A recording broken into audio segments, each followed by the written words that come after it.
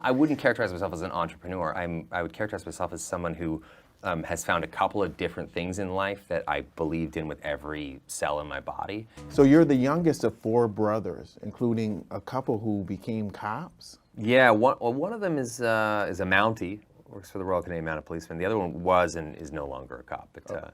But yeah, my dad was a cop as well. Okay, so how did you stay alive as the youngest of 4? You know, you get by on your wits. That's how you do it. You don't get by on your fists. So, yeah, it was kind of a rough household. I was less like the youngest brother, but more like a moving target. Okay. It was a lot of that stuff. Got handcuffed to the fridge a couple of times. The last time I actually took the fridge door off with me, I was that scared and panicked. So, yeah, we're all super close now, but when we were kids, it was just every day was a new and amazing, messy, stabbing death. Yeah. Well, how did that experience prepare you for life? You know, it's weird. It really did, though. I mean, you know, when you're a little kid and you're in a house, what sort of feels like when you're around people that are 5 men, basically, including my brothers and my uncle who were always around. I often felt like I was walking through some sort of weird skin-covered forest. Just these huge people everywhere, and you kind of become hyper perceptive. You know, you start to really sort of think about how you're going to survive.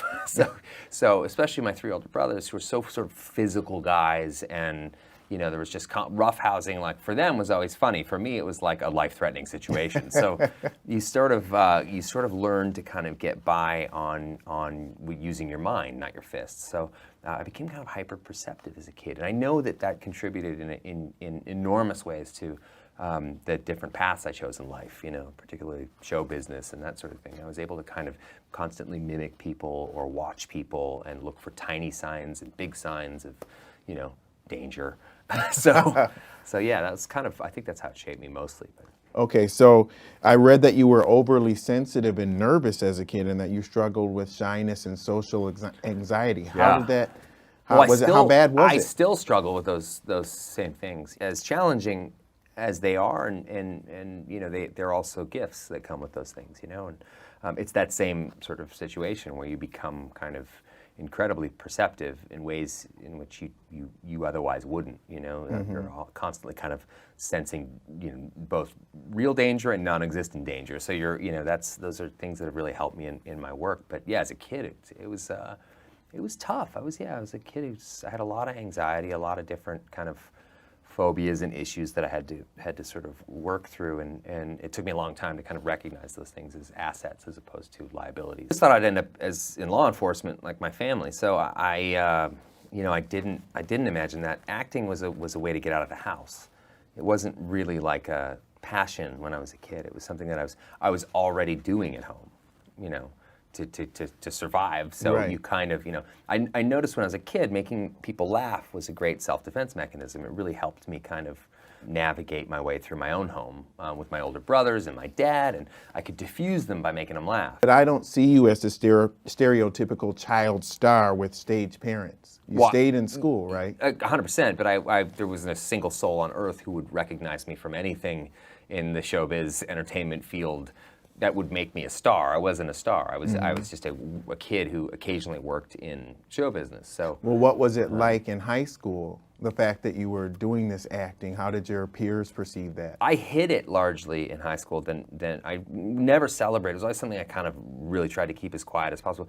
For me, high school was a situation where the more invisible I was, the more kind of happy I was. So I just wanted to get through that shit show and go live my life. It was, you know, high school can be a pretty violent, sort of crazy place. So I've watched so many people in this industry come and go, and in various tragic ways and that sort of thing. And fame is a weird animal to deal with, I think, for anybody. So you know, for me, it happened so slowly. For me, there's nothing meteoric about fame or any of that stuff. I was able to really kind of assimilate to it in a way that, you know, most people aren't really offered that. Everything's all or nothing in Hollywood. It's either you're the biggest star they've ever seen or you're done. Yeah. You know, I somehow found that. I got lucky and found that weird sort of middle ground where I was able to kind of just slowly build my career. In thinking about your future, what's important to you? Family, 100%. As anyone will know, it's almost frustratingly so for some of the people I work with, is that I gotta make sure that my time is my time with my family is prioritized over anything else. Ryan Reynolds, thanks so a much. lot. Thank you for having me. I really appreciate it.